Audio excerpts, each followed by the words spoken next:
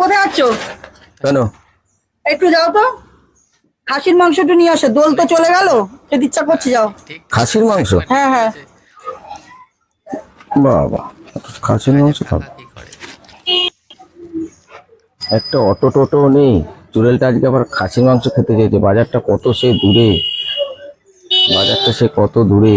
আমি তো খাসিও খাই না, মুরগিও খাই না, খাওয়াচ্ছি আজকে।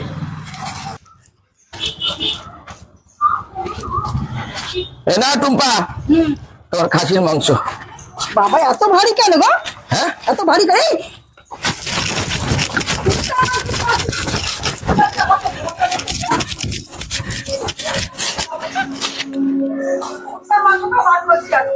আমি আমি তো মুরগি খাসি খাই না।